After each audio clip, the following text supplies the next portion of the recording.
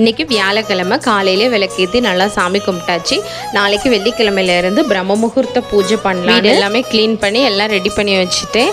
இதுக்கு முன்னாடி ஒரு 1 இயராக வந்து தொடர்ந்து இது பண்ணிகிட்டு இருந்தேன். அதுக்கப்புறம் வந்து கொஞ்சம் அங்கங்கே போக வேண்டியிருந்தனால பண்ண முடியலை. இப்போ மறுபடியும் நாளையிலேருந்து ஸ்டார்ட் பண்ணலான் இருக்கேன்.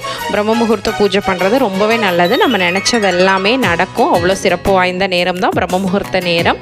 அப்புறமா இன்றைக்கி ஆஸ் யூஷுவல் காலையில் உள்ள வேலைகள், நேற்று வந்து இட்லிக்கு மாவாட்டி இருந்தேன். இட்லியும் வந்து ஊற்றி வச்சுட்டு அப்புறமா சுவாமிக்கு வந்து நேற்று அரளிப்பூவும் ரோஜா பூவும் வாங்கிட்டு வந்துருந்து ஈரமாக இருந்தோன்னே லைட்டாக வந்து துணியில் போட்டு அது கொஞ்சம் காயிட்டு ஈரம் போனப்புறம் வச்சோன்னா ரொம்ப நாள் வந்து இருக்கும் அப்படின்னு சொல்லிட்டு வச்சுட்டு டீ போட்டு வச்சுருந்தேன். என் ஹஸ்பண்ட் என்கிட்ட சொல்கிற ஒரே வார்த்தை டீ குடிக்காதனானா என்னால் அதை கண்ட்ரோலே பண்ண முடியல.